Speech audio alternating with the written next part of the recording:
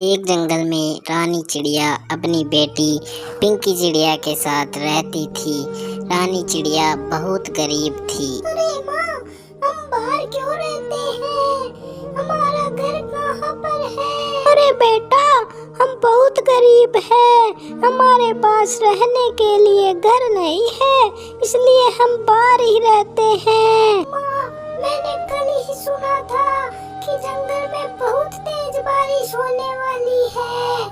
एक दो दिन में बारिश आना शुरू हो जाएगी, फिर हम बाहर कैसे रहेंगे? अरे बेटा, तुम चिंता मत करो, मैं कल से ही सब्जी बेचने का काम शुरू कर दूंगी और फिर पैसे इकट्ठे करके एक नया घर बना लूंगी। फिर रानी चिड़िया सब्जी बेचने का काम शुरू करके पैसे इकट्ठे करके घर बनाने के बारे में सोचती है। फिर रानी चिड़िया अगले दिन से ही बाजार से सब्जी खरीदकर जंगल में सब्जी बेचना शुरू कर देती है। फिर जंगल में कोई भी सब्जी की दुकान नहीं होने के कारण सब रानी चिड़िया से ही सब्जी खरीदते हैं और धीरे धीरे रानी चिड़िया की सब्जी बहुत ज्यादा बिकने लगती है। फिर रानी चिड़िया धीरे धीरे पैसे इकट्ठे करके अपने लिए एक नया घर बना लेती है और उसमें अपनी बेटी के साथ खुशी से रहने लगती है। फिर उस जंगल में बारिश होना शुरू हो जाती है।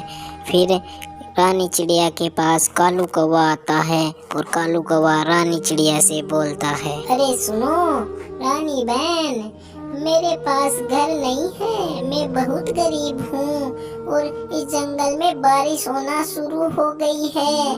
क्या जब तक मेरे पास घर नहीं आ जाता है तब तक मैं तुम्हारे घर में रह सकता हूँ? अरे हाँ कालू भैया, तुम बिल्कुल भी चिंता मत करो। जब तक तुम्हारे पास घर नहीं आ जाता है तब तक तुम मेरे घर में रह सकते हो। फिर रानी चिड़िया कालू कौवा को अपने घर में रहने के लिए बोल देती है। फिर कालू कौवा रानी चिड़िया के घर में आराम से रहने लगता है। फिर कालू कौवा के मन में लालच आ जाता है और कालू कौवा रानी चिड़िया से बोलता है, अरे तुम दोनों मेरे घर में क्या कर रही हो? तुम दोनों मेरे घर से अभी चली जाओ। अरे तुम ये क्या बोल रहे हो? ये घर तुम्हारा नहीं है, ये घर तो मेरा है। ये घर मैंने बहुत मेहनत से बनाया है। मैं सही बोल रहा हूँ, ये घर मेरा है, ये घर तुम्हारा नहीं है। तुम दोनों इस घर से अभी चली जाओ, नहीं तुम दोनों का मैं बहुत बुरा हाल करूँगा। फिर रानी चिड़िया अपनी बेटी को लेकर अपने घर से चली जाती है और दूसरे जंगल में जाकर बैठ जाती है। अरे माँ, अब हम क्या करेंगे? उस कालू कौवा ने तो हमें अपने ही घर से बाहर निकाल दिया। अब तो बारिश भी आने वाली है, हम बारिश में कहाँ पर रहेंगे?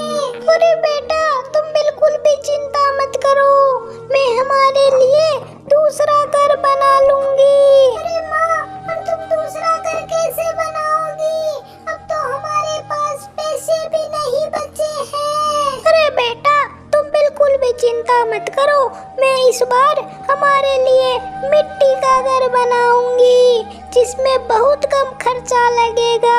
अरे माँ, मिट्टी का घर कैसे बनता है? हमें तो मिट्टी का घर बनाना ही नहीं आता है, फिर तुम मिट्टी का घर कैसे बनाओगी? अरे बेटा, तुम बिल्कुल भी चिंता मत करो, मैं मिट्टी का घर बना लूंगी। मुझे मिट्टी का घर अच्छे से बनाना आता है। फिर रानी चिड़िया मिट्टी का घर बनाकर उसमें रहने के बारे में सोचती है। फिर रानी चिड़िया मिट्टी का घर बनाने के लिए एक जगह पर मिट्टी लाकर इकट्ठा करना शुरू कर देती है। रानी चिड़िया की बेटी पिंकी चिड़िया भी रानी चिड़िया की घर बनाने में मदद करती है और दूसरे जंगल से मिट्टी लाना शुरू कर देती है। फिर थोड़े ही दिनों में रानी चिड़िया अपने लिए मिट्टी का घर बना लेती है। रानी चिड़िया का मिट्टी का घर बहुत अच्छा बनता है। अरे माँ, हमारा मिट्टी का घर तो बहुत अच्छा बना है। मैंने पहले कभी भी ऐसा मिट्टी का घर नहीं देखा है। इसमें रहने में हमें बहुत मजा आएगा। हम अब बारिश में भी नहीं भीगेंगे। अरे हाँ बेटा, हमारा घर सच में बहुत अच्छा बना है। अब हमें गर्मियों में भी इस घर में रहने में बहुत मजा आएगा, क्योंकि ये घर ठंडा रहता है। फिर रानी चिड़िया और रानी चिड़िया की बेटी पिंकी चिड़िया अपनी मिट्टी के घर में खुशी खुशी रहने लगती है। फिर एक दिन रानी चिड़िया दूसरे जंगल में खाना ढूंढने के लिए जाती है, तो वहाँ पर कालू कौवा की आवाज़ सुनाई देती है। अरे मुझे कोई बचा लो, मेरे चोट लगी है, मैं मर जाऊंगा, कोई तो मुझे बचाओ, कोई तो मेरी मदद करो, मुझे बहुत दर्द हो रहा है, मुझे किसी चीज की चोट लगी है, कोई तो मुझे बचा लो। अरे ये तो कालू भैया है, इसे किसी चीज की चोट लगी है। अरे कोई नहीं, मैं इसकी मदद बिल्कुल भी नहीं करूंगी, यह गलत काम करता है। अगर मैं इसकी मदद करूंगी तो यह ठीक होने के बाद फिर से गलत काम करेगा। फिर रानी चिड़िया कालू कौवा की बिल्कुल भी मदद नहीं करती है और कालू कौवा वहीं पर चीख चीख कर मर जाता है। अरे अच्छा हुआ ये यहीं पर मर गया, इसने बहुत सारे गलत काम किए हैं, और अभी ये जिंदा होता तो और भी बहुत सारे गलत काम करता, इसे इसके गलत कामों की सजा मिल गई। तो दोस्तों, हमें इस कहानी से यह शिक्षा मिलती है कि हमें कभी भी गलत काम नहीं करने चाहिए, क्योंकि गलत कामों का नतीजा भी गलत ही आता है। जैसे कालू कौवा ने रानी चिड़िया का घर छीन लिया था, उसके बाद रानी चिड़िया ने उसकी मदद नहीं की और कालू कौवा वहीं पर चीख चीख कर मर जाता है।